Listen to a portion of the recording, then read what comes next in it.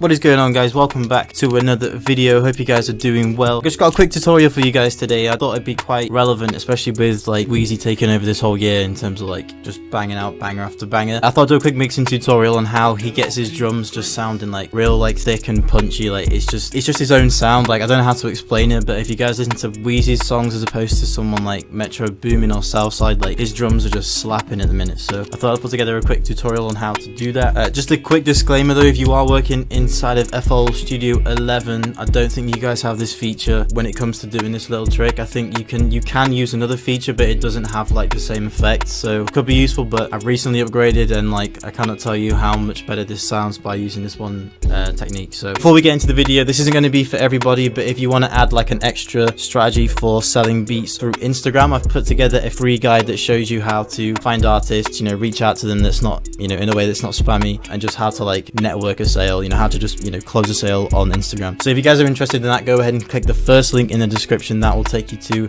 the free guide. But anyway, let's get into the tutorial. Okay, so I've put together this like WHEEZY-esque type of beat, slow, hard 808, basic drums, and like a nice little guitar melody. So this is what that sounds like.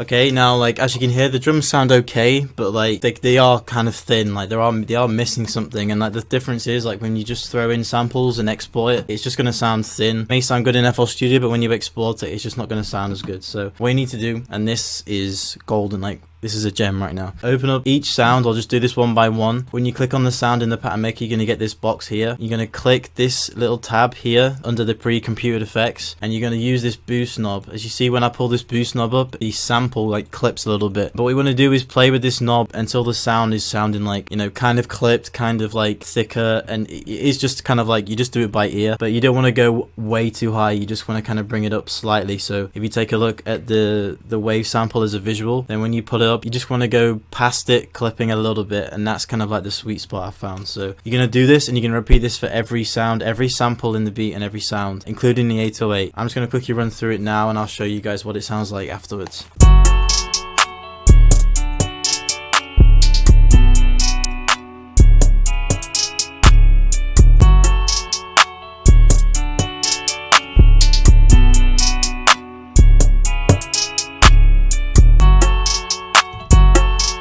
Okay, cool. Now, as you can tell, like the drums sound like they are coming through kind of too loud, like, and that's obviously going to happen when you're clipping these sounds. So what you need to do is just go through and adjust all the levels, just using this level knob. Don't go back into this box and adjust the clipping button again. Leave it as it is, but adjust the volume back down to a level that sounds, pleasing to the ear, just by using these knobs down here on the left of the pattern maker.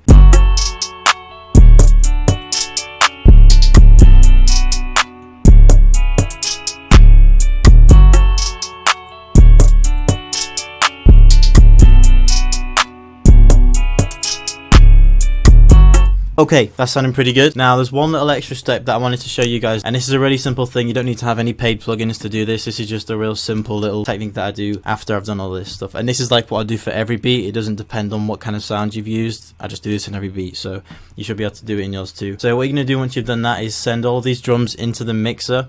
If you guys don't know how to do that, then I've already done it, but highlight every drum in the pattern maker. So they're my drums right there. Not the 808, just the percussion. Head over to the mixer, and then I've already done it, but right click an empty mixer track, or right click an empty space. Come down to the channel routing, and then click route selected channel starting from this track.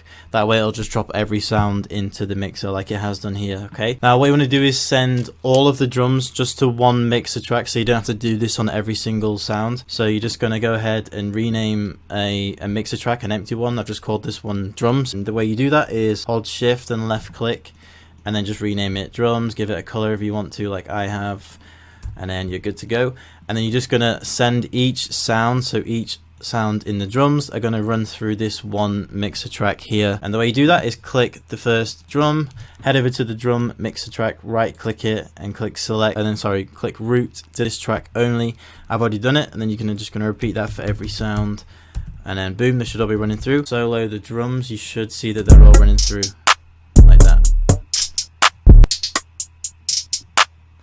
Okay, now this one little trick, and you don't need to use any plugins for this, is I literally just come over to this built-in EQ in the mixer, and I literally just brighten up the high end, and I sort of jack up the low end as well. Now what this is going to do is just sort of give it more of a punchy vibe. There's not too much low end in drums typically as to where it's going to interfere with the 808, which is why I do this. So I'm going to jack up the low end, which is going to like beefing it out, and I'm going to kick up the high end as well, which is going to like make them sound like crisp and sharp. Now this is a really good way of making them kind of cut through the mix, because you're kind of jacking up the two ends of the frequency spectrum where the drums aren't hitting. You're kind of doing this, and it's just going to allow it to kind of cut through the mix, you know, a lot better. So I'm going to shut up and do this so you guys can hear it.